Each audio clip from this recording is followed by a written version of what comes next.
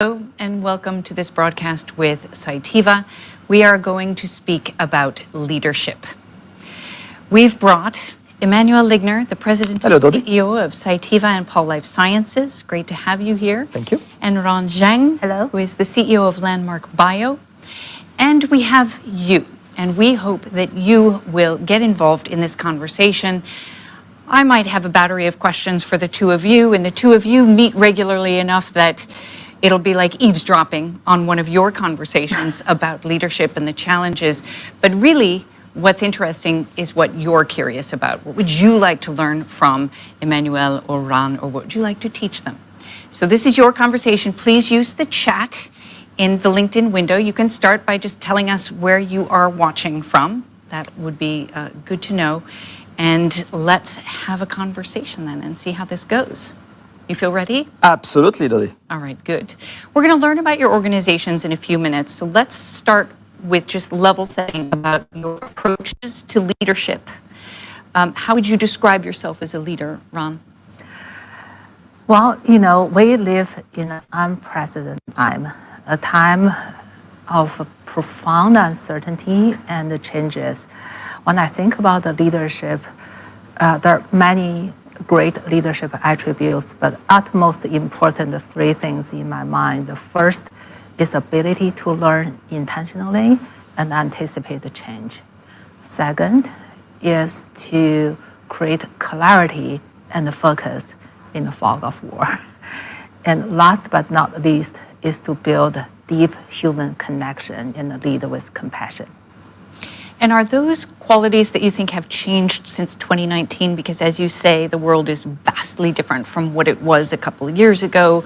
When you think about our world before the pandemic, living through the pandemic, living in the current, not over yet pandemic, are those qualities that you have had to revise as a leader?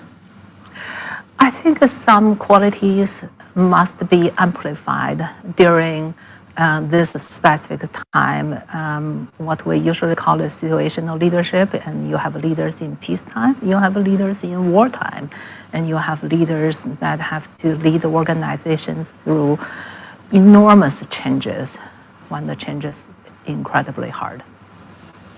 Emmanuel, Ran mentions change management. She mentioned empathy. Yeah. I know these for you are also incredibly important as a leader. Absolutely, absolutely. And I think to answer your question, the first one that come to mind is authenticity.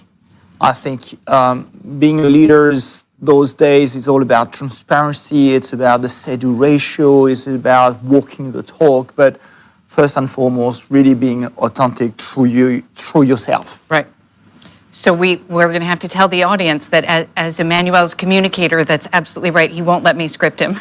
There's no way. There's no way you can do that to me. That my franglais is not good enough well, yet. It is what it is. But I think there is a balance between absolutely it has to be you, it has to be your voice, but there are also themes that have to come out. You as a leader, you have to set the tone. There has to be consistency throughout the organization, and this is where I think the two of you might have something similar or you might have something different. You have this body of people leaders to be consistent and share a message. Ran, you are leading by influence because your organization is built on partnership and bringing people in. So I'm curious about how each of you tackles that. Yes, authentic, but you must be consistent. You must be thoughtful. Yeah, and I think what you do is you leverage your leaders. So our organization, Paul and Cytiva together, is 16,000 people around the world. I think more than 40 countries now. And what you need to make sure is that your leadership style, but also your messages, more importantly, is cascading down properly. So you have to rely on those people leaders. Right. And it's part probably of the culture as well, that you surround yourself and your people surround themselves with the same sense of transparency, of authenticity, of empathy that Ran was talking about. So it's part of the culture around when you think about what type of leader you want in your organization. But you have to leverage your people leaders without any doubt. And how do you do that, Ran, when you are, I mean, you don't have 16,000 people. You have I 60. got Not yet. 60. She's working on it. I'm working on it. I'm working on it. Yeah, absolutely. I think for me, it starts with listening. And I think it's so important that we need to listen, and we need to listen deliberately and carefully and give the audience a full attention. If you really want to influence others, first you need to hear them and you need to understand them. And what are people telling you now that perhaps they weren't telling you in 2019? Are there themes coming forward that you have to reprioritize because your people are telling you, hey, this is more important than you realize?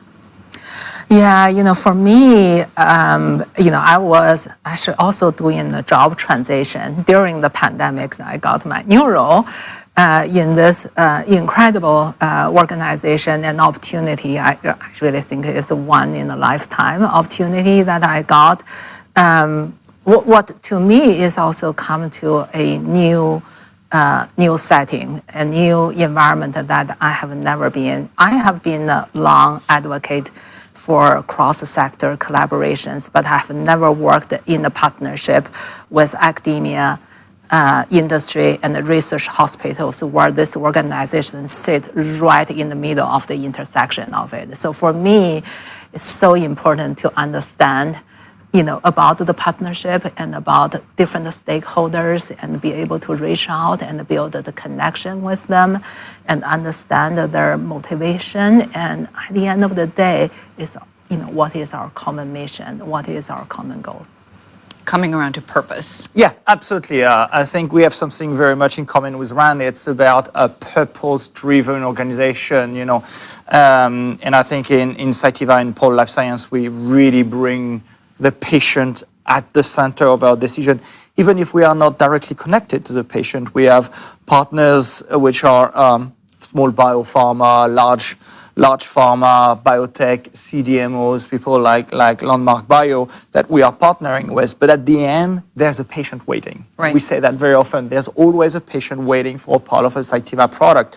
And so bringing that patient, that true mission and vision of accelerating therapeutics, of making sure that those life-changing therapeutics are reaching the largest number of people around the world is so important. And when we talk patients, it's us. It's colleagues and friends, it's families, it's neighbors, it's people on the broadcast right now. Yes. And so it's very powerful, I think. Speaking of the audience, we are sending greetings from, I've seen the audience from Michigan, from Pennsylvania. So in the United States, good morning. People in Europe, good afternoon. So we have this collection of people who are starting their day and people who are in the middle of their day. Are you more effective as a leader? This is a total bubblegum question, but are you more effective in the morning or in the afternoon? It depends. Bubblegum answer. Okay, what does it depend on? It really depends on what is needed for the business and most importantly, what is needed for my people. And I have an organization, small organization, but I do have people working both on the East Coast and on the West Coast in different areas. And I can be a morning person for them and I can be an evening person for them. On the same day? On the same day. Do you take a break in the day? I do. Okay, so then you do recharge midday. Absolutely. It's very important. Yeah. Well, I think I am very efficient by being in Europe. You have a benefit when you have a global organization to be kind of starting your morning Splitting the with difference. Asia. I Right. started this morning with Edward Zhao, our China leaders, and then it goes through Europe, and then it goes through the US and the West Coast at the end of the day, where we have a couple of our leaders based in California, for example. But I think it's also very important to understand during the day or during the week when you're not at your maximum energy level and speed. And I think my team knows very well that Thursday is my grumpy day. Yes. So don't Do book know the that. meeting on Thursday. I just learned. But it's okay, we're Monday. Right. Exactly. But I think the question is important because I think there might be an expectation that a global CEO is on all the time. 100%. Correct. Yeah. and that there's no reason to give you a break as human beings. It's just you get the treatment full on all the time. But you do take your downtime. Yeah, and it's important to communicate that. Yeah. Okay, again, walk the talk, as we said earlier. There's absolutely no problem to say, I'm off. I'm off this week. I'm with a family, you know, I'm traveling, I'm going to see my parents, and so on and so forth, because as you say, we're just human beings. And how authentic are you when you are feeling frustration, or when you're feeling that during this change management, and you say every leader is expected now to be able to manage change, when you are going through a down spot, how much do you authentically broadcast that and say, having a hard time? I'm sure you know the answer to that question. I'm wondering if you're going to articulate it for the audience here. I think what you need to know is to whom you can talk. All right. I don't think you should broadcast your frustration on LinkedIn. Right. But I think it's important that you hang up the phone, or you just pull out of your office and find the right person in your organization that can just listen to it. But again, it's very personal. I need to have someone that is going to listen to my venting for a couple of minutes. It could be your boss. It could be, you know, colleagues. It could be a family. You know, call a friend hotline where it's going to help you. Because I think, especially in difficult time and in constantly changing environment, as Ran was saying about, you go into this accept and curse, you know, you're exciting, then you go down to the valley of despair, and then you bounce back. But you may be able to have that cycle multiple times as well, and it's okay again. Every human being goes through this. Yeah. Everyone has their own coping mechanism, and for me, people know me that when I was in California, I love hiking, and that's my coping mechanism. Not the only one, but one of them. And when you hike alone and you hike solo. And during the pandemic, Do you hike with a phone? Tell me that. Sorry, safety concern. Keep your phone. I do keep my phone. In the areas, Right, sometimes there's please. no reception. Okay. Yeah, safety first. Right. But during the pandemic, and I recognize there are a lot of restrictions to a public place and things like that. And I do have a swimming pool in my backyard. I don't normally swim, but during the pandemic, I actually learned swim, not only just the swim, but swim in cold water. And I have a colleague, and she's a cold water swimmer, and she taught me. When I first thought about it, I was like, "Gosh," and I have to heat up the pool. It's a lot of work. And she said, "Well, Ran, just go in there for 5 minutes. You can do it." The first step out the door is the most important one. And that is a great lesson that I have learned from her, and I do learn from my people. And it was like First steps. Right. First step is the hardest one, but take a baby step, just dip into it. You can do it. Yeah, excellent.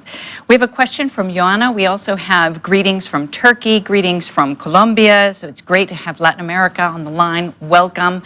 Joanna's question is, how do you keep the patient at the center? Well, I think you keep the patient at the center by bringing patient story. And with your help, Dodi, and the communication team, we've recorded video of really emotional video, which is bringing the patient, young patient, which have disease, which are genetically... Spinal muscular. Yeah, exactly, but also kind of started to be treated now, which have hope, and I think this is important. Or video from our own associates. Right. And I think this is just extremely powerful to have your own associate, your own employee coming and sharing their patient story. So really communicate. So sharing stories. Yeah. Excellent. Thank you. To your point of your team knows that you like to go hiking and that helps you focus. Emmanuel, you often talk about having that self-knowledge. You know where your limits are. You know what you can do. Let's talk about how you build your team and how you balance what you know about yourself, what you know about your strengths and weaknesses. The American president, Abraham Lincoln, is well known for building a team of rivals. So he brought people into the cabinet who perhaps didn't agree philosophically with each other, but they had a healthy debate around the table. Does that describe your leadership teams? Do you have a team of rivals, or who is around the table helping you be a stronger leader? I think it's not a team of rival, but it's a team of complementary skill set. I think it's very important as leader to know what is your strength, what you like to do, and what you are not good at, and what you don't like necessarily to do, especially myself. There's stuff that I don't like to do, and therefore you surround yourself with leaders which are going to complement you totally, but they are going to complement themselves as well. And I think you also look at a skill set which is how are they respectful of each other, listening each other, but really ready to speak up. So in that sense, rivalry is not the word that comes to my mind, but it's people which are capable of having constructive conflict, different opinions, capable of listening, debating, arguing, but at one point of time will find the opportunity to say, yep, we'll go to do this. And the decision-making process, I think, is very important. So it's You make a decision and then you have a united and front. then you have a united team, not necessarily 100% agreeing, but understanding where the decision comes from, how the decision was made. And then you go back to, let's go and execute, because that part of the decision-making is important. Second part about the execution is as important. Ran, how about you? Who's in your leadership team? Yeah, no, absolutely. I agree with Emmanuel that we need to hire people that with complementary skill sets. And for me, it's also hiring the people who are better than you and better than myself. And I think that's very important. And hiring people with the potential that one day I can work for them. Aha. And do you tell them that? Yes. Wow. Okay, that's interesting. That's interesting motivation. I think we should hear more about Landmark Bio because you mentioned that you were employee number one, hired during the pandemic, but so much growth and so much accomplished during these years. You celebrated a major milestone recently. Tell us briefly what that milestone is, and then we'll have a look. Sure. Last week, we actually had a grand opening ceremony to celebrate the completion of the construction of our facility, but also this incredible organization we just built within a year from, there's nobody. From nobody. We have 60 people that I can call. We have a critical mass. Well, let's have a look at that from Landmark Bio.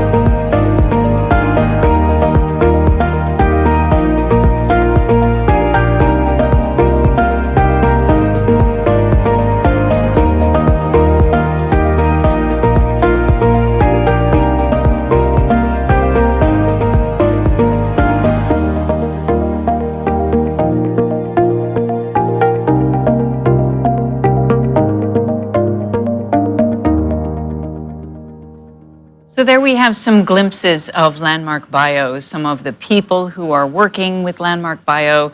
the event opening of that lab, which is very exciting. Congratulations. Thank you. And also your purpose and your mission, which is really driving innovation, a very exciting space in cell and gene therapy. Tell us a bit more about how you are driving the science forward while bringing people together, different partners together with that scientific purpose.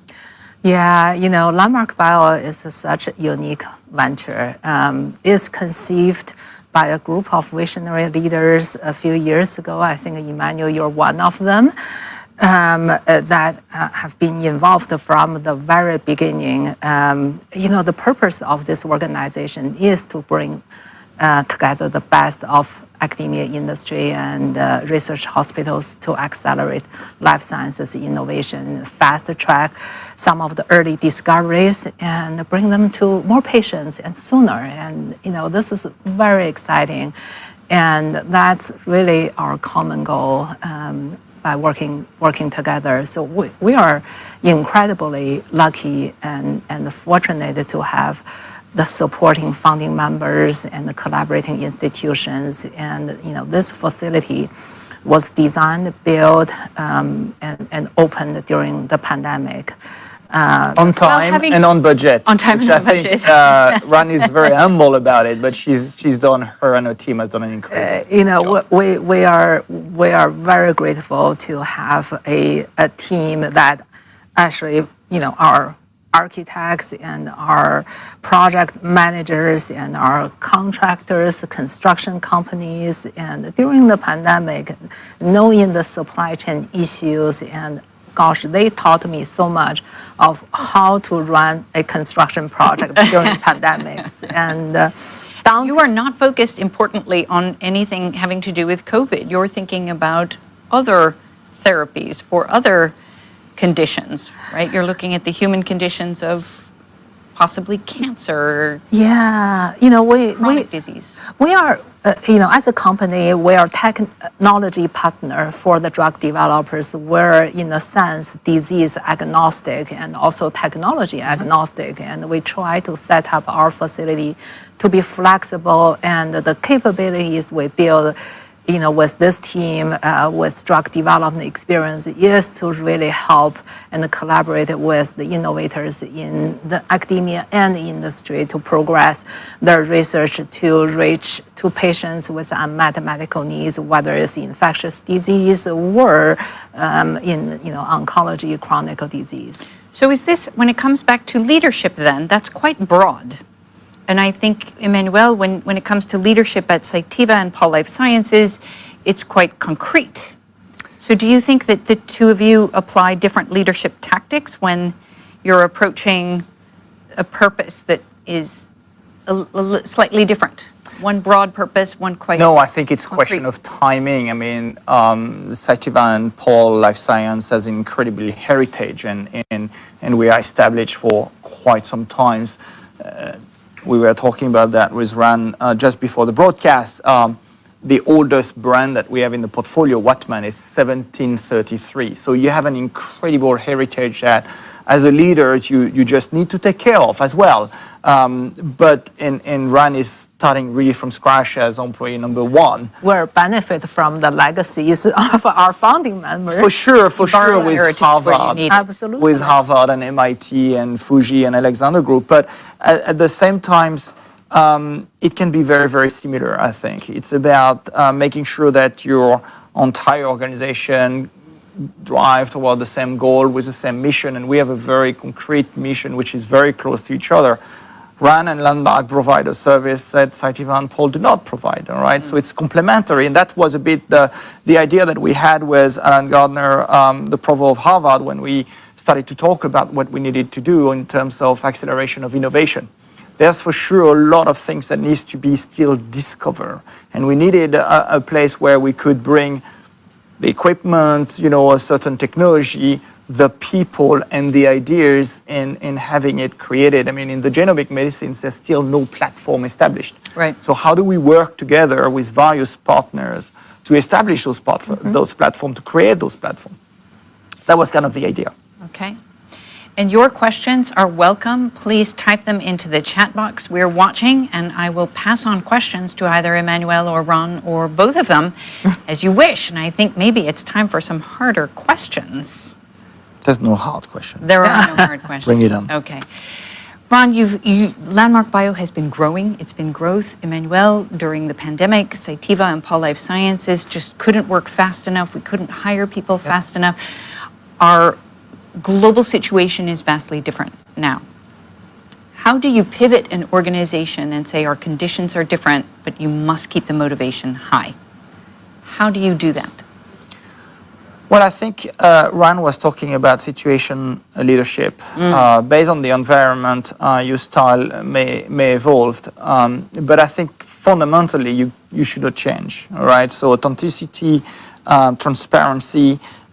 For sure, when we were during the pandemic, and by the way, the pandemic is not over. I mean, I think this is something that we should always remind everybody. We're still really having COVID cases all around the world, and some of our colleagues in Asia or in China in particular may be in lockdown right now. Right. So during that time, your sense of purpose is everywhere. It's in the news, it's on the TV, it's on newspaper. You talk about it with your family over the Teams or the Zoom meeting that you have during the weekend because you can't meet them. So it's somehow easier, right? All right? Then when you need to pivot into an economical environment with inflation, with a lot of unknown, you need to slightly spend more time explaining. And I think this is where the transparency, your goal is still the same, the mission is still the same, but the way that you're going to achieve it or the way that you're going to execute on some of these decisions might be different. And I think this is where it's important to take more time to explain, to be transparent, why this, why that, and making sure that you have a very broad understanding. Because the first time, I will say during the pandemic, it was clear. Right. It was very, very clear. So you called this situational leadership, Ran, and explain a bit more about how you apply situational leadership. Yeah, I think as Emmanuel mentioned, during the pandemic, and when there's a very clear purpose and what we need to do, because that's the human instinct for survival, right? And we're gonna have to fight this one. And now the situation a little bit different, and we need to really understand that. I actually think that this is actually a good time to start thinking about how you strengthen your foundation, how to build the culture, how to bring the people together and be prepared. And I think we don't know what's going to be the next and what's going to happen. And I think the more we can do to build a stronger foundation of the organization and to get our people aligned and to build this deep human connection, the better prepared we are. So sometimes a crisis brings people closer. Absolutely. Can I just add something as well? I think in tougher time, I think this is where you need to be in front line.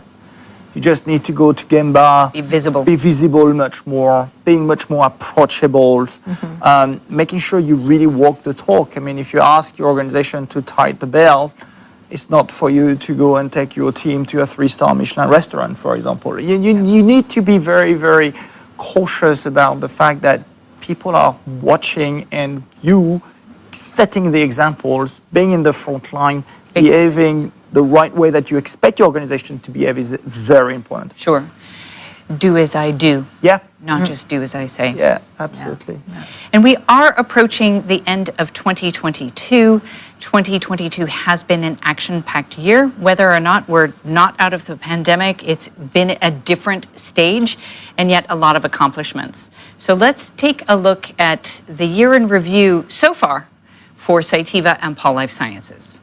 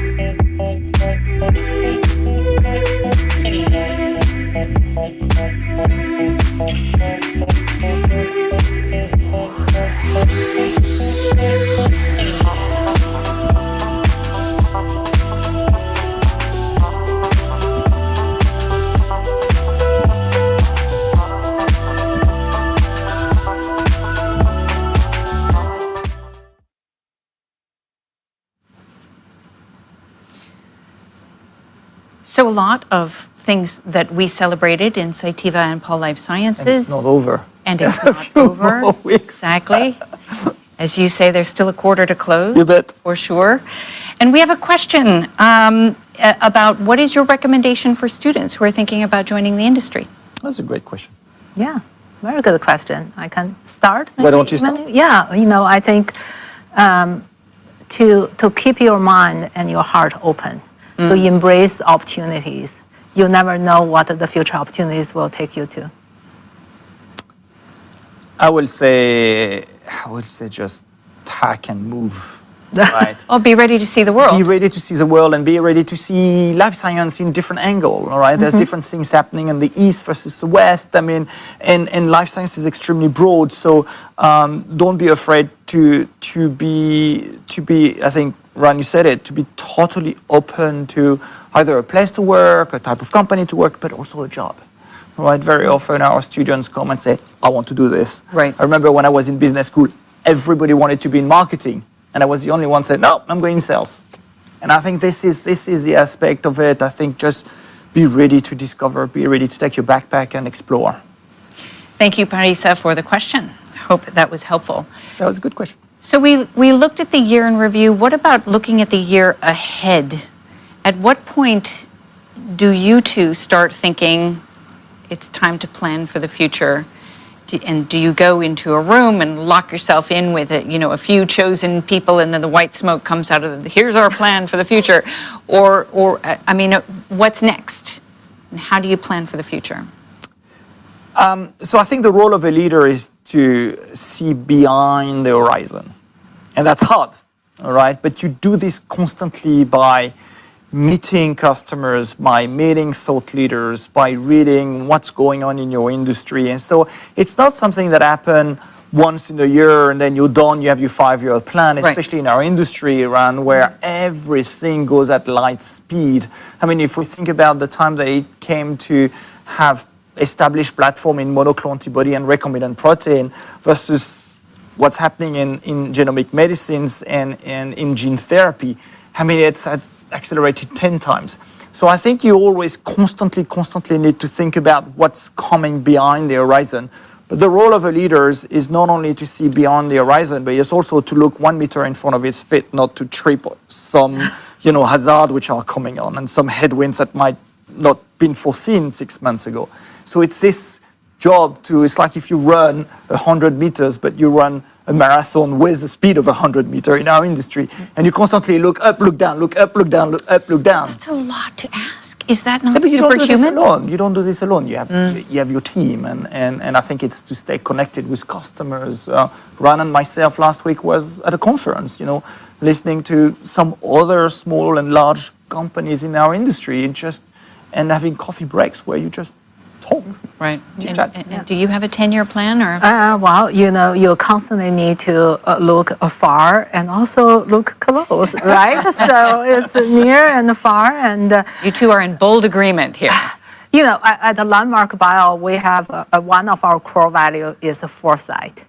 And I think it's very important for all of us not only stay current, but also be able to understand and detect, some of the future trend to be prepared. And we say, my chief technology officer had a perfect phrase to say that is to solve tomorrow's problem today.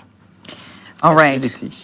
We have a question. I know that both of you are going to love this. Let's see if we can briefly answer this. It's the last question. Shreyansh, thank you for the question. How are you dealing with the challenges of implementing new technologies like automation, artificial intelligence, machine learning in the life sciences domain? Wow. You sure you want to answer in so short? ahead of time. How brief can we you should be? we should do a LinkedIn There's on that. a I think whole that's broadcast. the next topic of the next That's a podcast. great topic. That's Because- a great. But of course, that is the future. So that's this beyond the It is- horizon question. It is the future, but it's also today. I mean, there's a ton of things going on today in our industry about this. You know, you can 3D model a protein. We also bring computer modeling around chromatography, downstream chromatography, that you can simulate your chromatography steps. So there's a lot going Silica. on. I think there's still more to do, and what we decided to do is to actually elevate this whole digital AI technology to the executive level. I mean, this is new. This is brand new. I know, and our CMO, Connor McKechnie, loves to say, you can watch your pizza being assembled on your mobile app, but our customers cannot see That's right. their therapy That's or right. their cells growing. So it's about investment, but Yes. partnership. Again, we cannot do this alone, and we'll need the people like Ran and Landmark Bio to work together with the industry, with the customer side, with us and other partners to make it a reality. But I think we should do a broadcast on this. You know, I think it's really important, and we absolutely need to elevate the digital capabilities in life sciences and how important it is. And, you know, at Landmark Bio, we're very new. We just opened our door literally not so long ago. But one of the most important projects is digital integration and the data capability that we're implementing, because we want to create this digital thread from the suppliers, from where that's truly where the product start, right? Not really in your own clean room. It start with your suppliers all the way through development, going into your manufacturing, and then eventually the data can be used in the regulatory filing, and that capability is so important.